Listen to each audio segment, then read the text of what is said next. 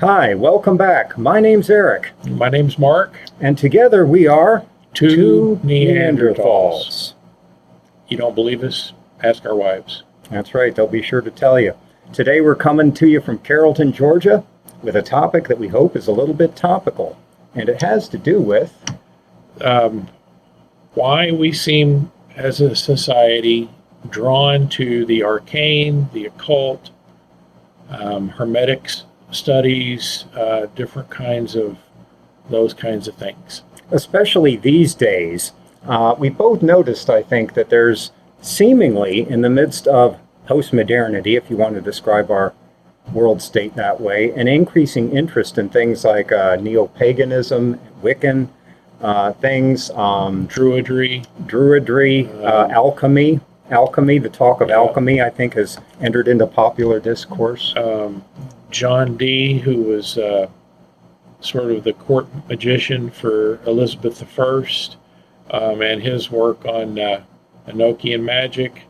Henry Cornelius Agrippa, who was, I think, maybe a generation or two older than him, sort of went a long way toward re-energizing some of this kind of stuff in Great Britain and Western Europe. And it seems to just be, you have the spiritualism movement in the 1800s, Theosophy with Helen Blavatsky, the Golden Dawn, Aleister Crowley, and then from him, Gerald Gardner drew a lot of stuff. Gerald Gardner is the guy that basically in the 1930s that he was a retired, I think he was like a civil servant in England or something like that, and a avid nudist, and he drew a lot of that material from the Golden Dawn and Crowley, and developed the Wicca, what we now know as Wicca, Gardnerian magic and Wicca, and so a lot of these things. And then in the 60s there was a huge waterfall of different movements, and Alfred Adler's granddaughter, Margot Adler, wrote a book called Drawing Down the Moon, where she went all over the country in the early 70s and really journaled and collected into a book form all of these different groups and covens and paths that people followed of arcane and occult kinds of things. So it seems to be sort of a sublayer that kind of goes along with what you might say is conventional or traditional religion in the United States and Western Europe for sure. Yeah. And I think as markers of that sort of tendency today in the early 21st century, Mark put me on to a band recently, and the name of the band is Heilung. And boy, these people exemplify what it is to try to reclaim an element of neo-paganism and shamanism, I would say, in the early 21st century. And when I clicked on some of the material from this band, man, they really grabbed me. And so I would include myself as being sort of swept up in sort of this sort of thing. And I'll put a couple links to some YouTube videos you can click on if you want a little bit of sampling of this. But this band is becoming increasingly popular and famous, and I think it's a marker of things. Like here's another one. I think there's a renewed interest in tarot and cartomancy and things like that these days. And, these are all markers of a kind of tendency. So the question underlying the tendency, of course, is what is it about all of this that seems increasingly attractive in our 21st century context and ends up getting, to an extent, reclaimed and to an extent hybridized with modern technological media like YouTube and like the internet and that sort of thing. And I think it's a very interesting and topical question, and so did Mark. And so we thought, hey, we'd make a video on it. So bands like Heilung interest in the tarot, interest in Wiccan practice, and all of that sort of thing. And for Heilung, for example, their, I guess you might say their tagline is amplified history. Yeah. That's how they summarize what they do.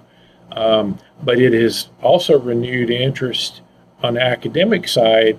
There's some solid academic scholarship that's being pursued right now. And there's a couple in particular, and maybe we can tag them too, if there's a way to do that at the end. One is there's a YouTube channel called Angela's Symposium.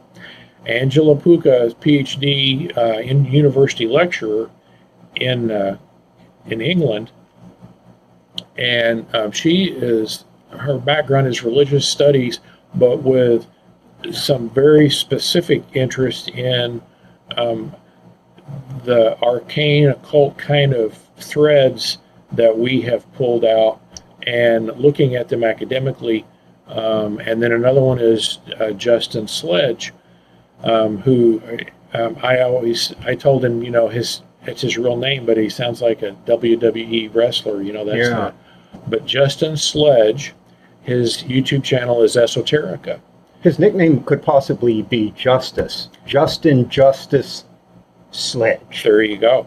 Don't mess with me. We'll I'm a put the hammer down. That's right. But So when Mark brought up this topic, my first reaction to it was, I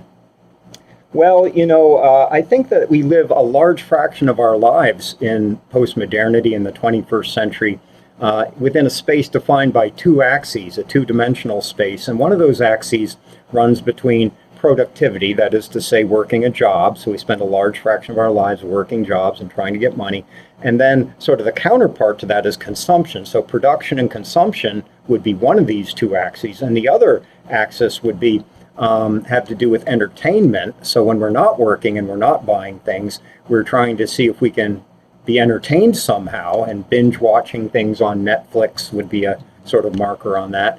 And sort of the counter concept to that would be trying to avoid boredom. So that more or less defines four quadrants if you think about it sort of two-dimensionally. And I think we live out, I would say the average person probably lives out more than 95% of his or her life in the four quadrants of that two-dimensional space. And so it's about producing and consuming, being entertained, avoiding boredom, and consequently trying to be happy. But the problem with postmodernity and that two-dimensional flattened out space is that it neglects the depth axis and also, higher order n dimensions, right? N dimensions to our soul. So I think that part of what is happening in our time is that we're finding ourselves, I think, increasingly hungry for a sense of depth that two-dimensional flattened out space does not particularly provide for us. And so we look to things like perhaps neo-paganism or Wiccanism or, is that the right word, Wiccanism? Druidry.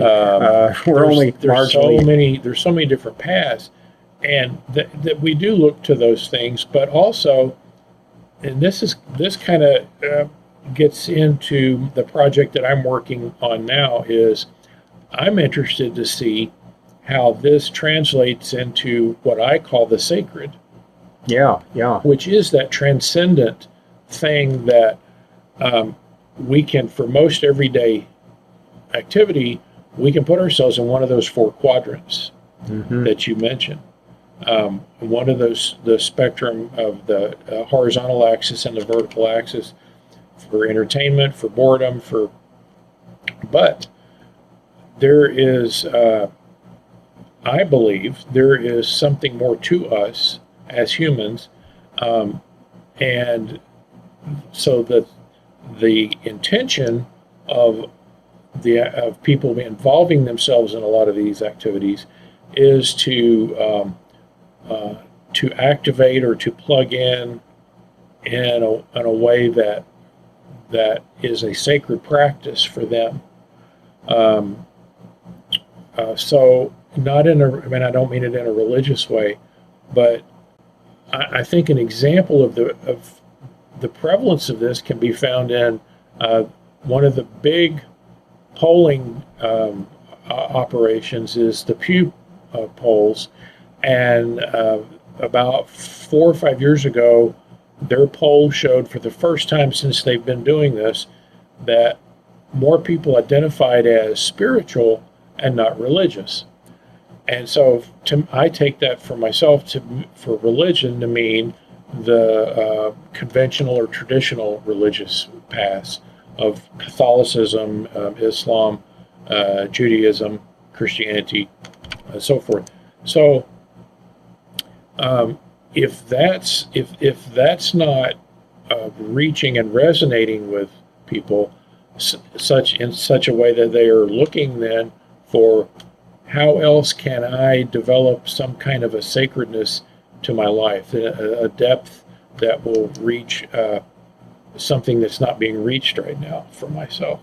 Yeah, and I think, Mark, you bring up an interesting thought with the idea, or I guess the implicit question of, well, if what we're lacking is a sense of spiritual depth, a sense of the sacred, a sense of the numinous, then why don't we simply do the more obvious thing, which would be to defer to the traditional religious orthodoxies and the religious answers, which have been around for millennia, basically. And in other words, like, it's already established, it's already there, it's already in place. So why is it that we're looking for new alternatives to that to experience and express our spirituality? And I think part of the answer to that has to do with how our consciousness is shifting in a postmodern state.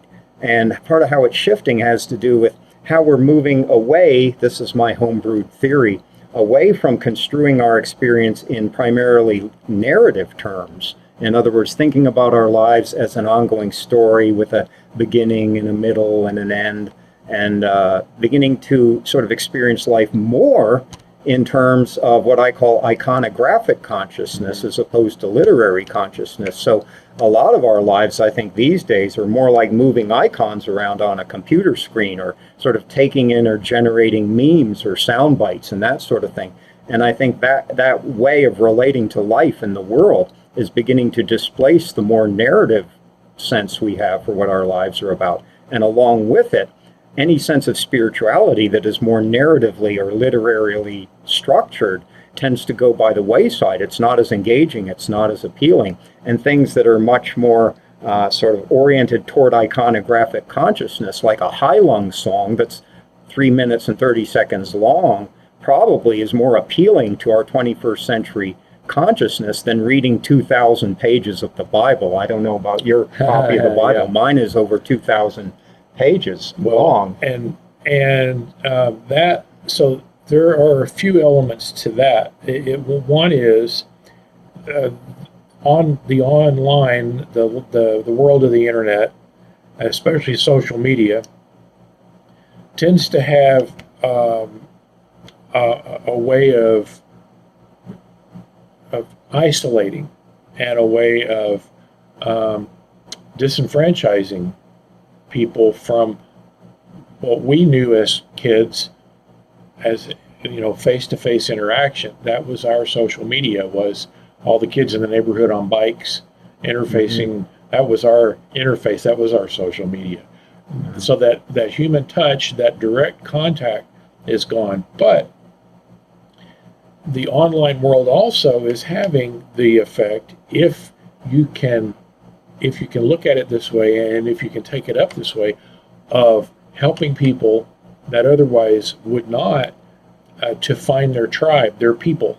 Yes, finding their tribe and their people. So I think that part of what is going on with these sort of neo-paganism and shamanism sort of hybrids is an attempt to reclaim something like tribe, or something like community, or something that feels more substantial than floating around as isolated little molecules in this sort of space that we inhabit, especially since COVID, I think. Like COVID and sort of deferring more and more of our interpersonal contact through the lenses of, technological mediation, like Zoom meetings and telepresence and all of that kind of stuff, I think has created a hunger for something a lot more sort of visceral and a lot more, in a sense, primitive than what we typically experience by way of, 21st century media. So we're trying to sort of reclaim that in the midst of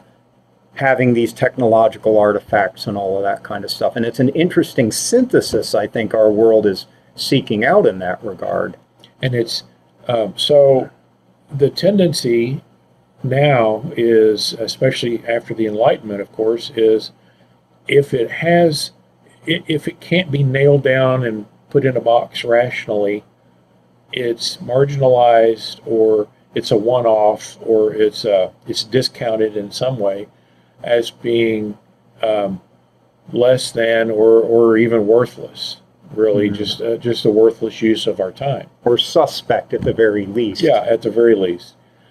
And if you're a pure rationalist, by the way, and you watch one of these Heilung videos, you're probably just going to be like, WTF. This is not optimizing my productivity and my enjoyment and entertainment. It's calling for something else along a different axis. But this has been, this is not a particularly new thing.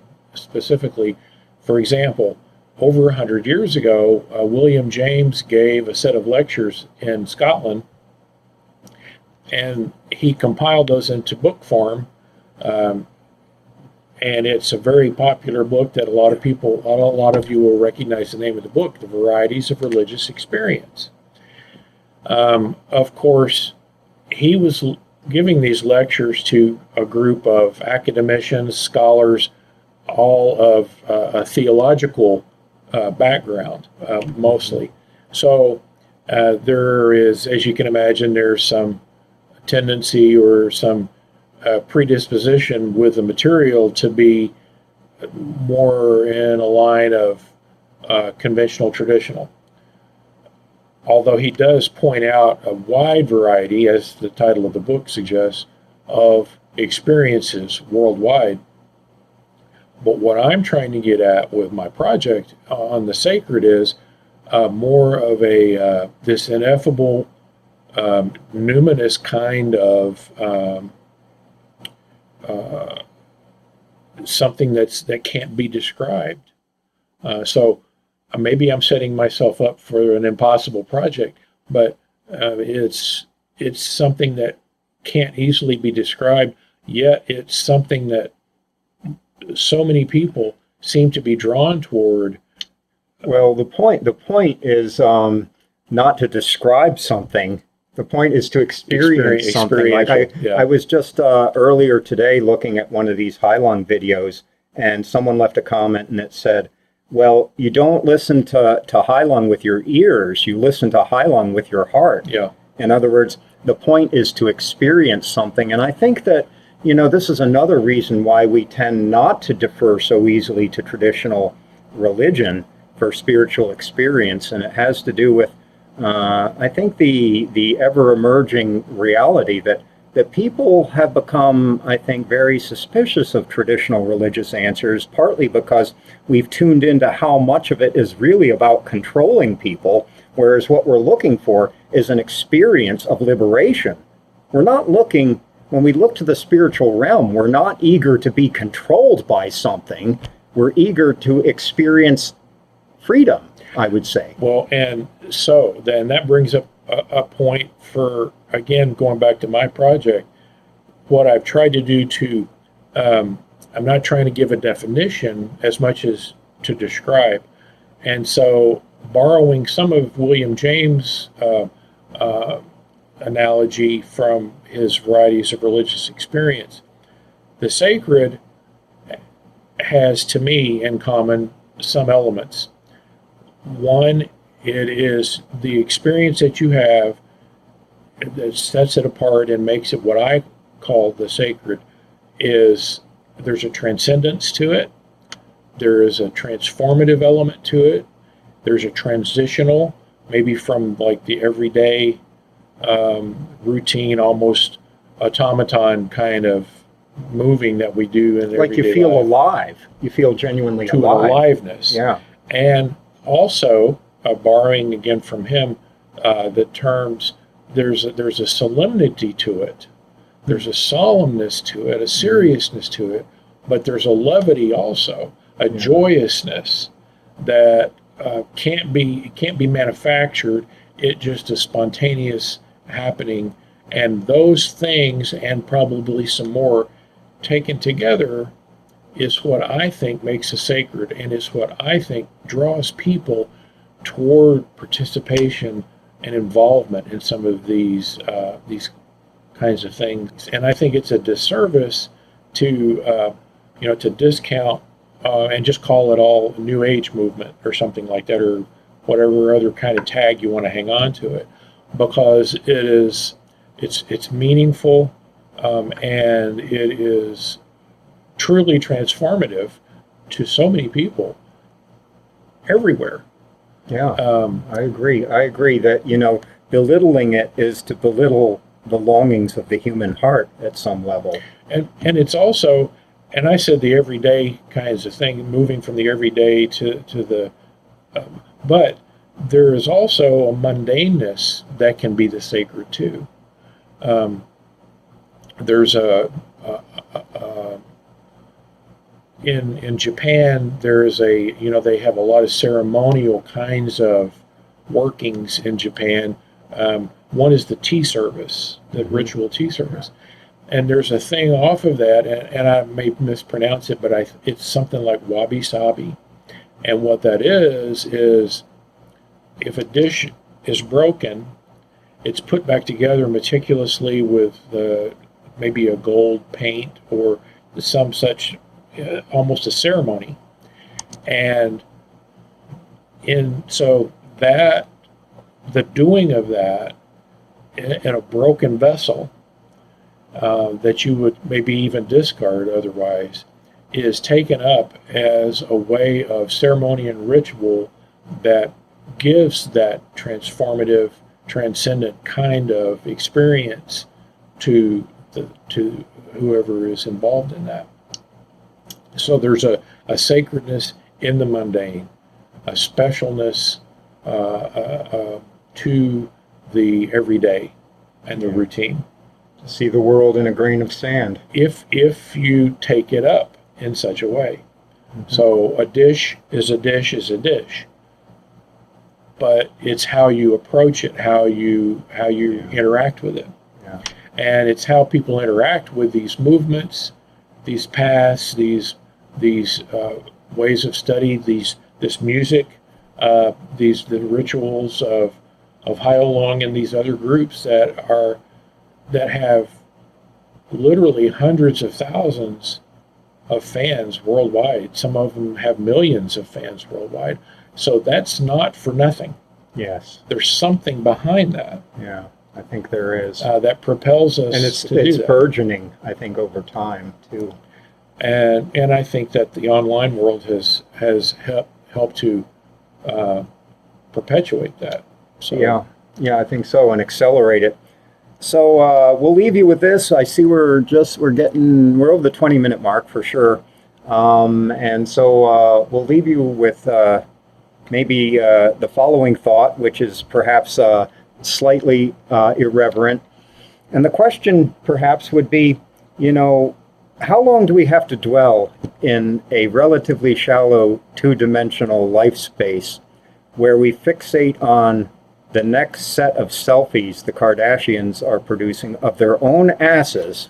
How long is that going to go on before we begin to hunger enough to begin to generate a substantial depth access to our lives? So I think this will be a good place to stop here, and also an invitation to do another follow-up video to explicate this a little more and get into a little more specificity. Especially about the Kardashians. Especially about that. We'll do that for you, Eric, just for you. Yeah. So thanks a lot. My name's Mark. And my name's Eric. And together we are two Neanderthals. See See you next time. All right, take care now.